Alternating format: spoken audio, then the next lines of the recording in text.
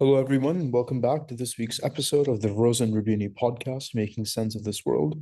My name is Manas Chava, and as always, I'm really pleased to be joined by CEO and Head of Research, Brunello Rosa. This week, we're talking about the aftermath of the European parliamentary elections. We've spoken about this before, but we're really focusing on the French decision to call snap elections just about an hour after some of the exit polls and final results started coming in, and about how Macron's gamble could cost Europe dearly. So, Brunello, let's start by perhaps taking a step back and analyzing the results of these elections. What were some of the key changes that we saw? What are voters saying in Europe? Yeah, so the results of the European elections were more or less in line with what was predicted.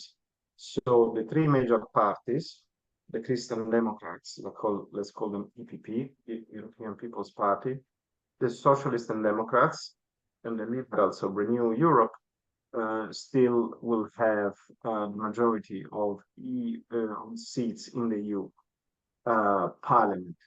And there should be a comfortable enough majority above the 361 seats line that effectively allows some dissenting votes that always emerge um, when the vote for the commission takes place. We discussed in previous occasions that maybe the main power of parliament currently is to vote down the commission and also, of course, to select the commissioners in the various committees. So the first vote, the first result, so to speak, is that nothing has changed compared to previously. But then another key point is that the right-wing parties have increased their seats, not by a massive amount. ECR has increased by 7. Identity and Democracy, so Le Pen's group has increased by 9. So this is not massive increases yet.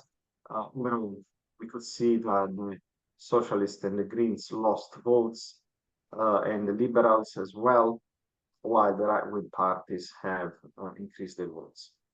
Yeah. I mean, let's recap. I mean, I feel like the largest national repercussions of this continental vote were in two countries, in France and Germany. So, focusing on those countries in particular, maybe starting with Germany, uh, what were the effects on the more sort of national or local level, specifically as right-wing parties gain more momentum? Yeah, so let's start with Germany and then we move on to France. So Germany saw the rise of the AFD, Alternative for Deutschland, which is this stage of his development, radically right-wing, they surged in Eastern Germany in particular. The national level got more than um, uh, way more than the SPD, the Social Democrats that are currently running the government. And so the SPD was relegated in third position after the CDU, CSU, led by Merz and the AFD.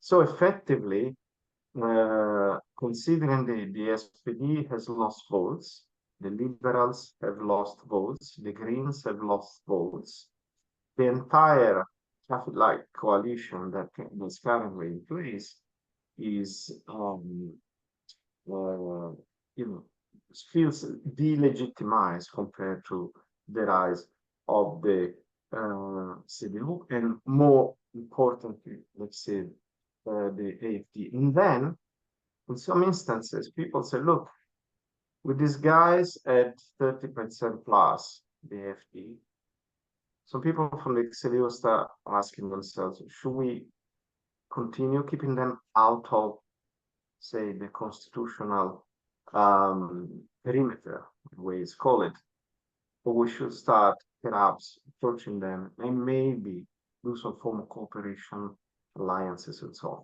So this would be the breakup of a massive taboo that has characterized German politics in the last few years. Still, a year or so ago, Merz, the leader of CDU, denied any possibility that the CDU will ever form alliances with AfD at any level, not just national, but also at not level. Yeah.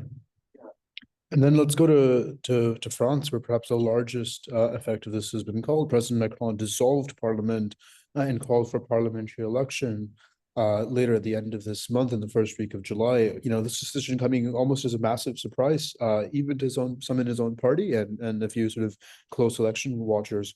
What are the consequences of such an outcome going to be for France and for its effects on Europe at large?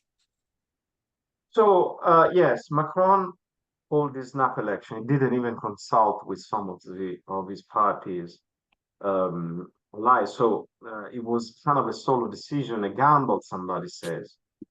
In a positive scenario for Macron, he regains that majority that he lost during the 2022 parliamentary elections. So it was reconfirmed in April, but in June, the parliamentary elections didn't go as well as the presidential election. Then I think he made the fatal mistake of carry on with the pension reform, even if he didn't actually have the mandate. So on the one hand, he said, look, I still have the largest group in parliament. I campaign for this kind of reform, so I have the right to put them forward. And so he did. On the other hand, in reality, the results were in the opposite direction because he didn't have an absolute majority that legitimized that kind of approach. So he kind of made a, in my opinion, what would be considered a mistake, which clearly antagonized the public opinion, which has clearly protested in the European vote, as they always do.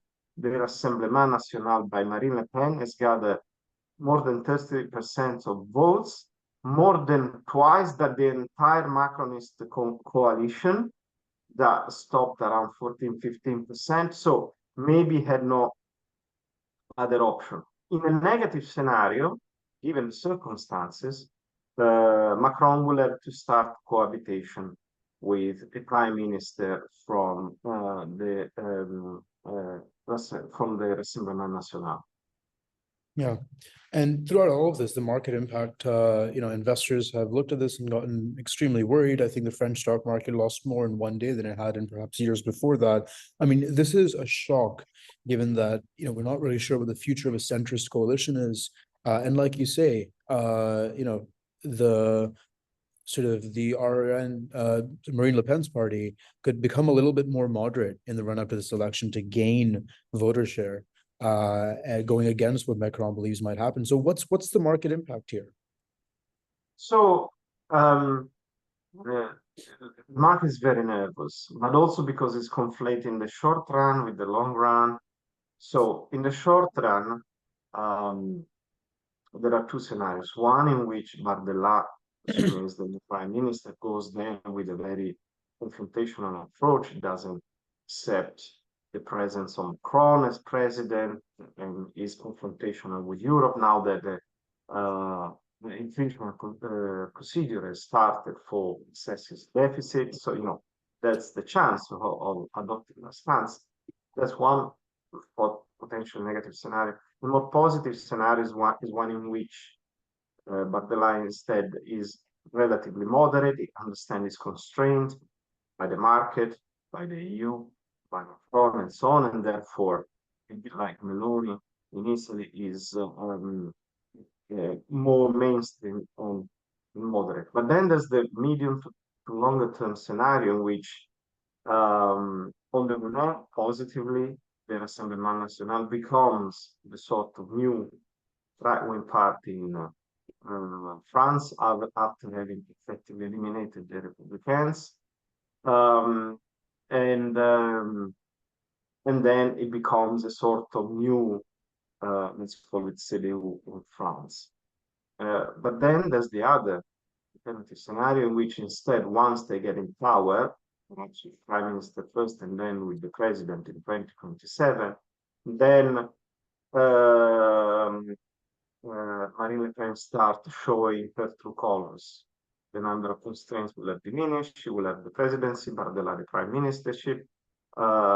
In EU, there will be much more confrontational. God knows, perhaps Trump is back to the White House. So, things can be very different, and she might feel less constrained. At the point, clearly there will be lots of instability at the European level. And so the market is kind of conflating all this short-term outlook with the medium-term scenario. So in this nervousness, clearly volatility abounds and will only probably abate after the election if they are moderately in favor of Macron, or at least the Rassemblement National doesn't have an absolute majority. But there, and with this we can kind of conclude also the big taboo, the cooperation between the Neo-Gaullist party, the Républicain, and the Rassemblement National has started. And again, and this was actually officially, it wasn't just kind of rumors or suggestions here and there, like in Germany. This was the leader of the Republican, Ciotti, who officially said we should start an alliance with Pen. He had a revolt in his party. He might not be there for the election. God knows how things will evolve there. But the point is, the taboo of cooperation between the moderate right and the radical right has fallen. Think about the poor de Gaulle, who was in exile in London for so many years during the Nazi occupation of France. He would probably revolt himself in the grave if he heard any of this, that, you know, his successors in the party would open the gates to effectively the successors of the fascist party in France. Let's not forget who Jean-Marie Le Pen was. But hey, this is politics these days. The market can only observe and remain nervous about it.